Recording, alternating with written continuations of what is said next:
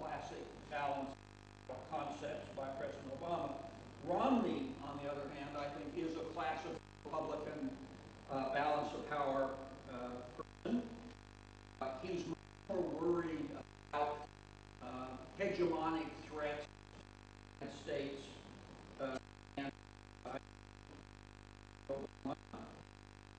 he's worried about two of them. China, which he worries is a potential Eurasian hegemon, and Russia, which he's called the major geopolitical threat to U.S. interests worldwide. Governor Romney seems less sensitive to global opinion than President Obama, and criticizes the president for failing to sway global opinion in ways that assist U.S. national interests, and makes the argument Obama has failed to sway public opinion in this practical way because world public opinion is too divided for that purpose.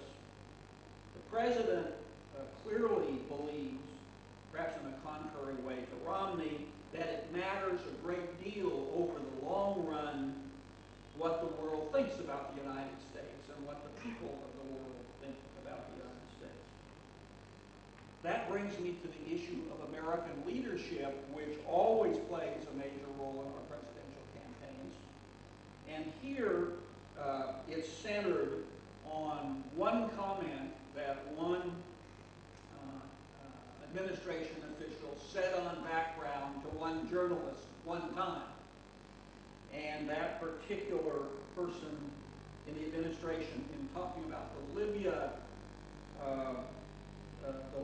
problem, said, "Sometimes it's better for the United States to lead from behind."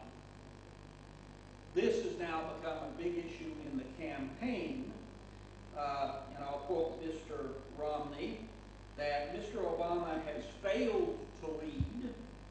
In dealing with other nations, he has given trust where it is not earned, insult where it is not deserved, and apology where it's not due, unquote, says Governor Romney. And Senator John McCain, former Secretary of State Condoleezza Rice, have reinforced this message of a purported failure of leadership on the part of the Obama campaign or presidency. Now, naturally, the Obama campaign denies this, as you would expect, and fired back at Romney recently, saying that the president, having been in office, understands the world is complicated, understands that every situation does not demand American leadership, says that if America tries to lead in every situation, there will be many free riders, and finished that rebuttal by saying, quote, "If Governor Romney is suggesting we should start another war, let him say so," unquote. So you see, it's pretty rough rhetoric, which you would expect in a presidential campaign. What I'd now like to do is go issue by issue very briefly that face the United States, issues that face us, and the difference between the candidates. So let me start with Afghanistan, a subject of great interest to Indians for obvious reasons. Both Obama and Romney support NATO's plan to end combat operations in Afghanistan by the end of 2014. So there's no disagreement about that. And let me say a specific point which has a general application. In asserting that view, the United States should end its combat role after a dozen years in Afghanistan. Both candidates are being very responsive to the views of the American people. The war in Afghanistan is now very unpopular with the American people. They would like, by a great majority, for the United States to withdraw right now. And that's a specific point, so there the candidates are responsive to that. But a more general point candidates, since they want to win elections, only rarely express a point which they know is not popular with the citizens. So they look to see what the polls say, and it's every election, and to some degree mold what they have to say on their best judgment of the electorate. But there is a difference between the two on Afghanistan, and it is the pace of the American withdrawal. The president will withdraw, if he's reelected, U.S. forces from Afghanistan much more rapidly than Governor Romney. There are now about 68 or 9,000 Americans in Afghanistan, and I think Romney will leave most of them there all the way through the end of next year and through the fighting season, which is from April to October in Afghanistan, while President Obama will withdraw them at a faster pace. So there is a difference. The Middle East. Well, of course, Americans have, on the television, watched the tumult and violence which is now characteristic of the Middle East, and of course were shocked by the events, the tragic events in Benghazi, the assassination of our ambassador, and so forth. Governor Romney has blamed these events on the president and on his policies, and said that they reflect an American weakness that has been manifested in the Middle East, which has been a major cause for the eruption against the United States. The Obama administration rejects this notion, of course, completely, and says, what a simple-minded thing to say. Most of what's happening in the Middle East is through indigenous reasons, has nothing to do with the United States, has some unfortunate manifestations, tragic even, regarding the United States, and it shows that Romney doesn't understand the world if he thinks that the United States is causing this and a perceived weakness. Governor Romney has gone so far as to say if he had been president, these eruptions against the United States would not have happened. Obama, of course, rejects that. Iran. This is probably the most important difference between the two candidates and the one most consequential potentially for India. Both candidates have said they will use military force as a last resort to stop Iran from acquiring nuclear weapons. Both have said that. President Obama implicitly said that, rejected containment in his speech at the UN General Assembly at the end of last week. Romney repeats it constantly. However, the difference between the two is what is the red line, having been transcended by Iran, in which the United States would use military force. For the Obama administration, the red line is a decision by the Iranian government to acquire nuclear weapons. Pretty clear. For the Obama campaign, it is substantially before that moment, and it is rather Iran acquiring the capability to produce nuclear weapons. So one, Obama, a decision to acquire them, Romney, a capability of acquiring them. Today, we can get into this in our discussion, Iran has enough enriched uranium at 3%. If it were to enrich it to 90%, which is weapons-grade material, it has enough enriched uranium to produce 6 nuclear weapons today. So a big difference there between the two. Also, a major difference in the length of time that one should give the negotiation with Iran a chance to be successful. I think it's fair to say that President Obama is willing to give a substantially longer time for negotiation to succeed than Romney. Romney argues that the Iranians will just string out the negotiation and continue to acquire more and more enriched uranium and continue to get closer and closer to a nuclear weapons breakout. So that's probably, in my judgment, the most important difference in all of these between, at least short-term difference between the two. Syria, again responding to the wishes of the American people.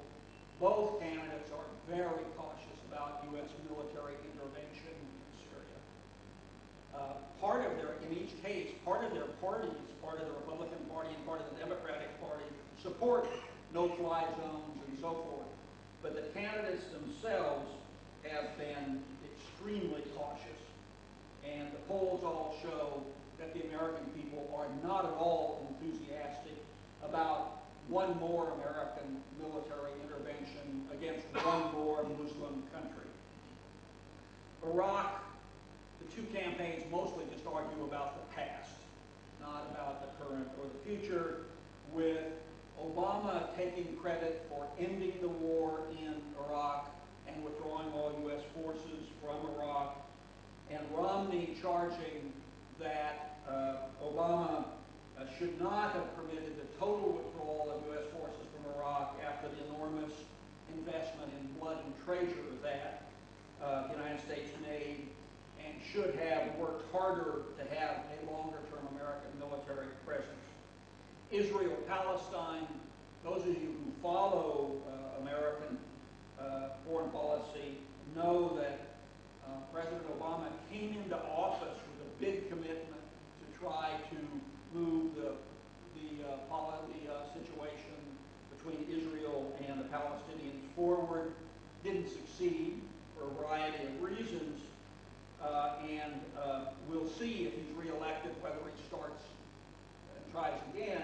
But his heart seems to be in this issue of trying to have the United States as a broker between Israel and the Palestinians. Romney is very pessimistic about the possibility of any agreement between Israel and the Palestinians, and I think it's fair to say he would put that on the far back burner among the many challenges the United States faces. China, another contrast between the two, and I'll vivify it for you.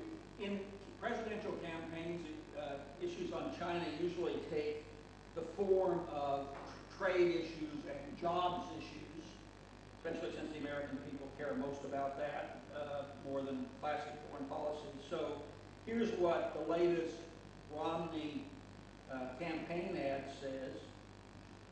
China is stealing American ideas and technology, everything from computers to fighter jets. 7 times Obama has not taken action, could have taken action. Several times he said no. His policies toward China have cost us 2 million jobs. Obama had years to stand up to China. We can't afford 4 more. And then Romney goes on with a geopolitical admonition that we have to, the United States should be much more robust in dealing with China and the South China Sea and so forth. The Obama campaign has said that this is dangerous and risky talk, especially Governor Romney's pledge that on the first day in office he will declare China a currency manipulator. The Obama campaign says there's not a country in Asia which will support a major confrontation with China initiated by the United States, and that the fact that Romney is saying this shows that he's unready, unfit for the presidency. Russia, the Obama campaign makes no apologies for trying to reset relations with Russia. They point out that Russia has been a major, major asset in American resupply to Afghanistan up until this day. They point out that Russia's votes in the Security Council on behalf of sanctions against Iran have produced the toughest sanctions in the history of the United Nations against Iran. And therefore, they say, although much of Russia's internal behavior is not pretty, that the United States has profited from its relationship with Moscow, including a new strategic arms agreement that further reduces the number of nuclear weapons on the two sides. The Romney campaign condemns across the board the Obama approach to Russia. As I said earlier, he said publicly he thinks Russia is the number one geopolitical enemy of the United States. Further, President Obama has made it clear that if he is re-elected, he will seek to lower the number of nuclear weapons substantially more in another effort with the Russians. And it's clear Governor Romney will not take such an effort since he opposed the earlier START agreement. Just a few more and I'll be done getting to India. Military spending, President Obama defends his budgets, and Governor Romney says that his defense cuts, Obama's defense cuts, are reckless and dangerous. And so Governor Romney supports a substantial increase in the U.S. defense budget. Of course, just I think as a citizen one can ask, where would the money come from for such an increase given all the other pressures on the American budget? Pakistan and then India, and I'm done. Pakistan, I don't think there are any differences between the two.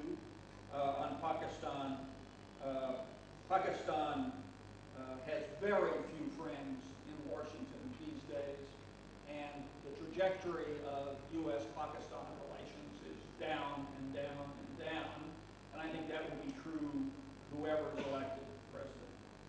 India, well, there's good news here. There is a consensus across the political elite in the United States that an ever closer U.S.-India strategic partnership is very much in America's interest. There are virtually no critics of that idea. India, I think now in some polls, is the second most popular foreign country in the United States among American people. Only Canada tops it. And so this is a very, very strong bilateral relationship. I would expect whoever is the next president to go on with that relationship in that positive way. However, there are two fundamental questions which arise. The first is, what priority will the next American president put on the U.S.-India relationship in a practical way, not in a rhetorical way, but actually in a practical way? And of course, that will have something to do with the approach of the Indian government on the issue.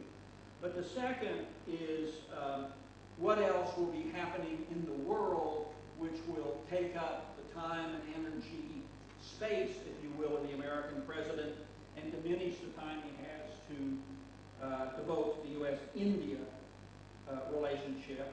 And I think if you look at the issues I went through, and many I didn't, I think it will be hard for the next American president to attach the priority to India that, for example, George W. Bush did during his years in office.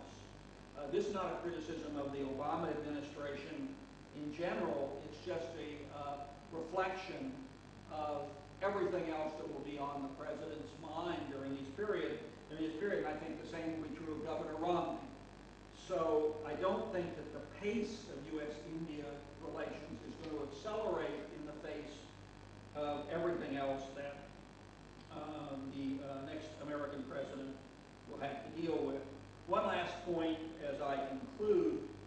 I have, in my 4 times in the White House, struggled with the challenges of bureaucratic politics within government. And every serious practitioner has done that in India and in the United States, in New Delhi and in Washington. But I want to stress in conclusion that as important as everything I have said earlier regarding differences between the two candidates regarding foreign policy, and as I've tried to say, there are some substantial ones, the success of the next president will be crucially determined not by ideology, not by rhetoric, but by competence in the day-to-day management of America's external relations. In the context of the challenges of the United States and the world, how competent will the next American administration be? That remains to be seen. Thank you for your attention. I look forward to your comments and your questions. Thank you.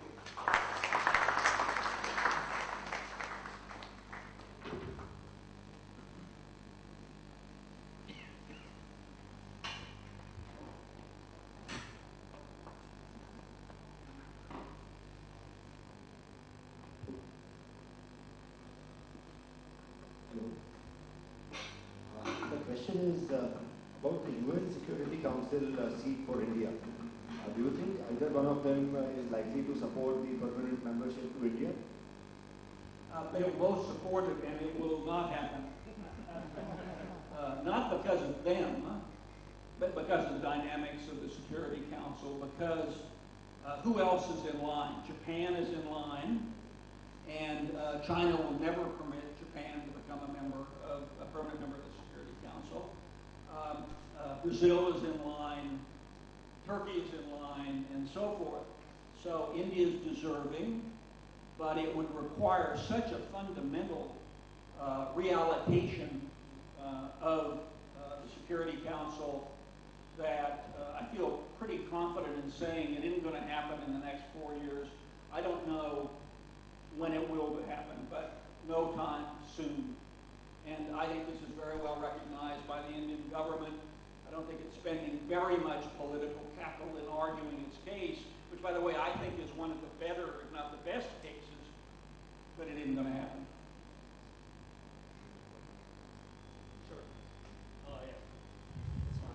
No, sir, I have not spent as much time as you with U.S. politics, but I was part of it while I was in college too, with most of my friends who are actually very active Obama supporters. What I haven't been able to figure out, though, is that why isn't the Republican side using its super PSUs to fund the Green Party more? I'm not going to talk about American domestic politics. Let me just say, it's not my line of work.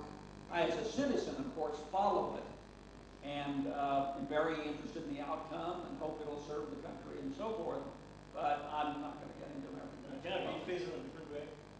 You can try. Do you think there'll ever be a third party in U.S. politics? I think that's, again, I believe that's American domestic politics. I don't want to get into that. As I say, it's not my expertise. It's not the subject of my talk. I don't want to get into it. Sir. Ambassador, thank you for being here.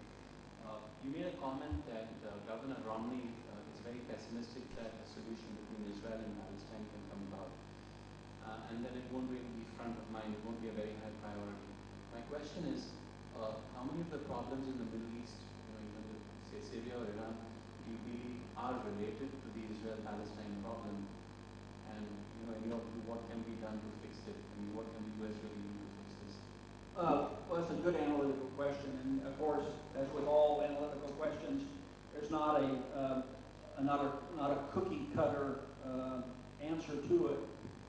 Up until the Arab Revolt, which is now 2 years ago, going on 2 years ago, it was the view of many in the Middle East, very great majority, and many in America and other places, and I think in India too, that the core issue among the elites of the region and the people of the region and outsiders was the Israeli-Palestinian issue. That it was the most important reason for instability in the Middle East. As I say, not everybody agreed with that, but it was widely held. It turned out that when the Arab revolt began, and all those signs went up in Tahrir Square and in Tunisia and elsewhere, the Israel-Palestinian issue was absent. And what was on these people's mind, rather, was their economic well-being and their political freedom. And Israel and Palestine was no place to be found. Then in Syria, Israel and Palestine are nowhere to be found. Again, it is the effort of the Syrian opposition to the government to free themselves from what they regard as a tyrannical government, a tyrannical, murderous government, which it obviously is, if you follow what they've been doing to their own people. Now, what about the future? If the salient role of the Palestinians and the Israeli confrontation was somewhat exaggerated in the past, it doesn't, this is my view, it doesn't mean that it didn't have some merit. And I think it does have some merit, and I think it is a locus for the view, especially of the Arab Street, that the United States is for liberation and freedom for all oppressed peoples except for the Palestinians. Now, I don't happen to think that's so, but it, again, is very widely believed on the Arab Street. So I think it would benefit the United States, quite apart from the people in the region, if there could be progress. But it's going to be tough, because the Palestinian movement itself is fractured. Mahmoud Abbas is reaching the end of his own time in office. His movement and Hamas deeply divided about what to do about the peace process.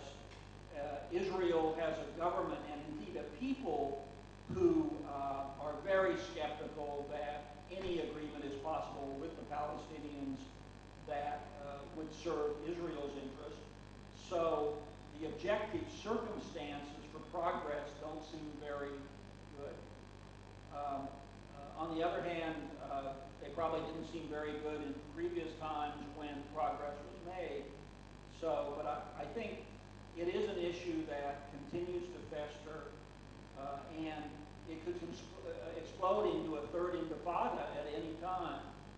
So, despite the fact that signs are all negative, or virtually all negative, I think Obama will give it another try, just because he feels deeply about it, and perhaps for some of the reasons I've said. I think Romney is more likely to believe it would be a waste of his energy and American political capital to spend much time on it. It doesn't mean that his administration will not visit the region and not go to Ramallah and to Jerusalem and so forth. But I would be surprised if it's a high priority for the reasons I've said in a Romney campaign. For them, I think it just looks like it's too hard. I want to ask a quick question. You said something pretty interesting about the fact that Pakistan has few friends left in Washington, or maybe none. That's a statement which I think most Indians will have a hard time believing. If, assuming that is true, since you're saying it's probably true, when did that happen? Well, it's, of course, been a long time in the making. The Pakistan support for the Afghan Taliban and the Haqqani network and so forth, Pakistan and ISI put themselves in this situation where they're supporting groups that kill Americans. And, of course, the United States argued with Pakistan, its military, since, of course, the civilians have no influence on these matters, that this was self-defeating, dangerous for Pakistan to do, but they did it. And so gradually there's been an erosion of support for Pakistan because of that. But then, following the Osama bin Laden raid and the drama of him living for so long in Pakistan, so close to a major military installation, having children, living a life without the knowledge of the Pakistan military seemed to many Americans hard to believe. Okay? And then finally the drone strikes. The administration, as I said, has accelerated, intensified the number and area of these strikes. This is anathema to Pakistanis to say it's a violation of their sovereignty and so forth. So today, Pakistan certainly is one of the most unpopular governments in U.S. public opinion, and India is substantially more popular in Pakistan than the United States, where the polls all show overwhelming, passionate anti-American feeling on the part of Pakistanis. So I think what will now happen is military aid to Pakistan will be solely confined to anti-terrorist weapon systems. Forget more F-16s or anything like that. And it will be very much reduced. And economic aid will be very much reduced because of the argument that it does no good. That the United States has spent tens of billions of dollars on Pakistan civil society as it's watched Pakistan civil society become more radical. And then all of that, of course, in the context of U.S. budgetary pressures, where any foreign aid is going to be subject to very careful scrutiny by the Congress. But before Indians feel too good about this precipitous decline in U.S.-Pakistan relations, if I can be a bit autobiographical, we came very close to a war in the spring of 2002 between the two countries after the attack on the parliament. We all know that. In my judgment, we were within about 24 hours of an Indian attack on Pakistan. And U.S. diplomacy, I'm proud to say, brought to New Delhi a commitment by President Musharraf to end cross-border infiltration and terrorism against India. And the Indian government at the time found that, although skeptical, found that a sufficient reason not to start the war. I tell you that brief story because the United States during that period had substantial influence in Islamabad during that period. And we were able to go in and make the arguments against, or make the arguments in favor of such a pledge by Musharraf and warn them of the danger of escalation, war, even nuclear weapons use. The United States today, so we had substantial influence in Islamabad.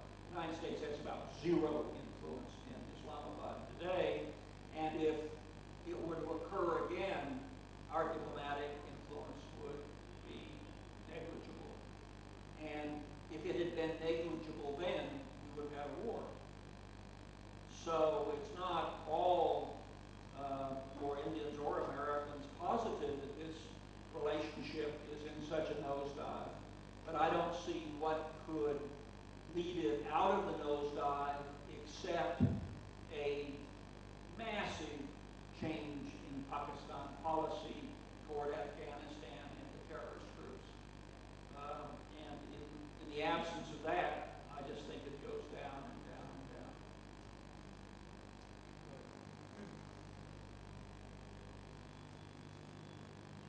So I had a linked question on Afghanistan. You pointed out, both parties are quite interested in a withdrawal. The only question is when would they do it? Now, The pace of it, they both say when it will be done, which is the 2014 deadline, but how fast the withdrawal comes down. I was just worried about what happens after that. Indian interests in Afghanistan are primarily, as I understand it, towards giving Pakistan that strategic depth in Afghanistan. Well, No, but the United States has no interest in giving Pakistan strategic debt. Pakistan may think it needs that. No, we went to Afghanistan because of the attack in 9/11. That's where it originated. That's where that leadership was. And so we just to remind you all, we gave the Taliban regime an ultimatum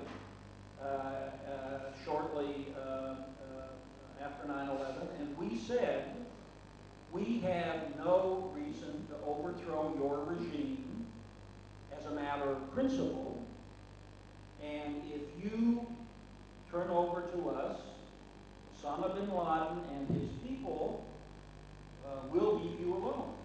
We don't like the regime, we find it onerous and so forth, we'll leave you alone. The Taliban regime, perhaps not believing that America would act, rejected that. It led to the invasion and so forth. But we went to Afghanistan, had nothing to do with Pakistan. It was because of the attack.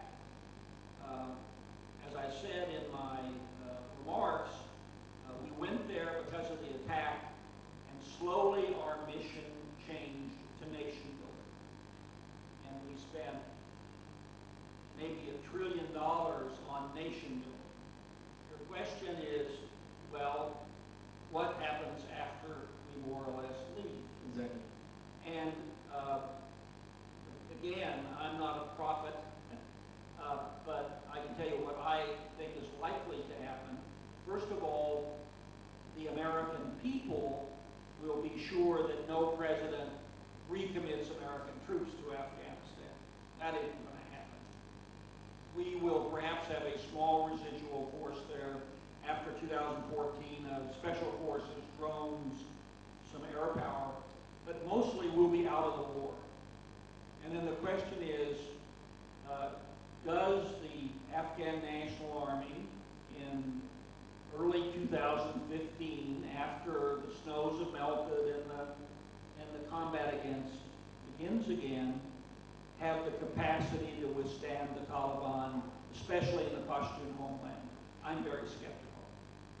And I think the ANA, which by the way has almost no Pashtuns in it, as we know, and none from the southern part of the Pashtun homeland, I think the question instead is, how far does the Taliban go north and west?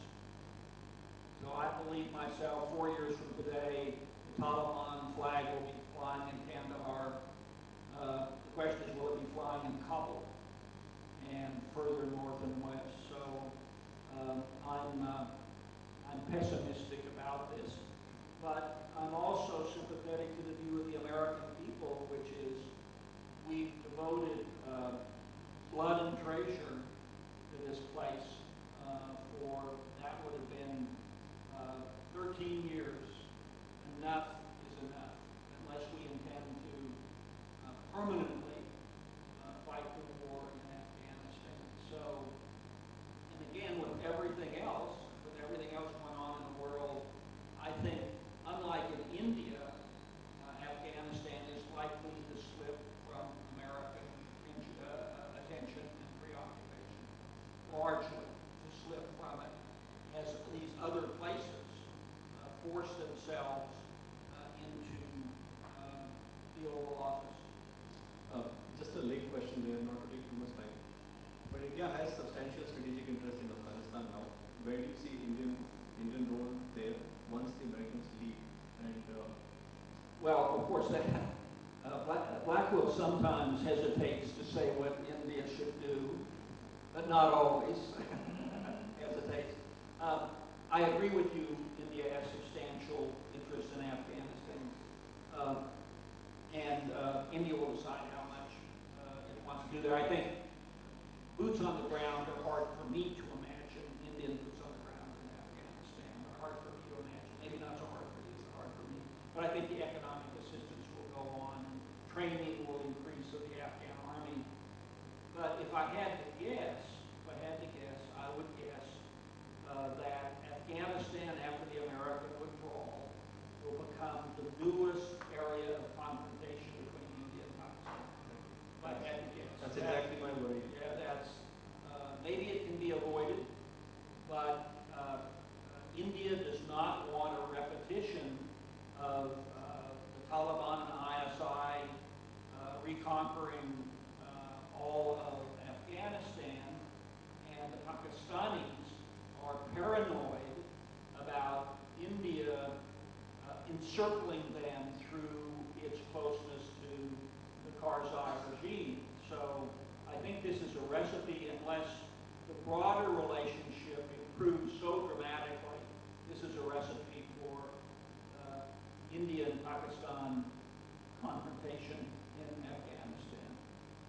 We have time for one more question. Go ahead, please. I had a question regarding the Muslim Brotherhood. The closeness of, supposedly the closeness of the Pentagon, and as well as the Foreign Office to the Muslim Brotherhood. Past few decades, I suppose, what's heard. And how does that today work out through Morsi and then one step further with Saudi? Well, first of all, I'm not an enthusiast for the Muslim Brotherhood or for the current president of Egypt, but I do think we have to remember that he's in office more or less because he won an election fairly. So if we believe in democracy and elections, then we have to say, well, we may not like his policies, but we can't gainsay the fact he's the choice of the majority of the Egyptian people. But I think there's very little good news coming out of Egypt, and this great civilization, which it is, as we all know, is old as the Indian, one like India, one of the mothers of civilization. Its economic situation is desperate. Its demography is desperate. Its birth rates and so forth, and it's hard to see when it ever comes out of the tailspin to reassert its place as it always thinks, the leader of the Arab world. And how much violence will there be? I don't know.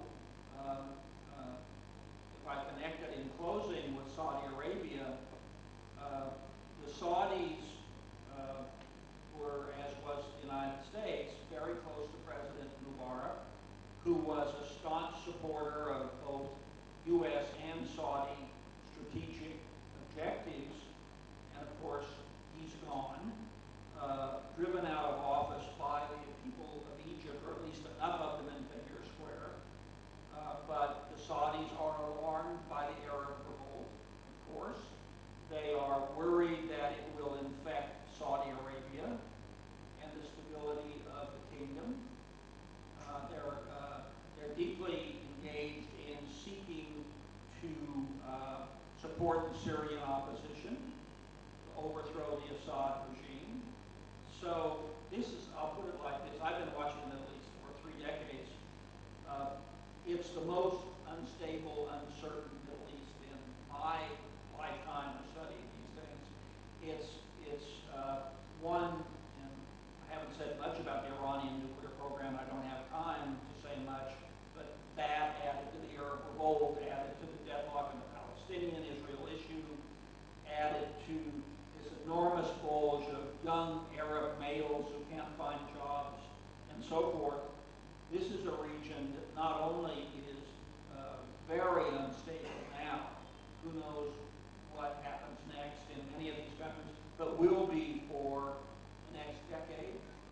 And of course, there's 6 million Indians who live there and who are vulnerable to this violence and chaos. So, and I think myself, it's mostly domestically generated. It's not because of American policies.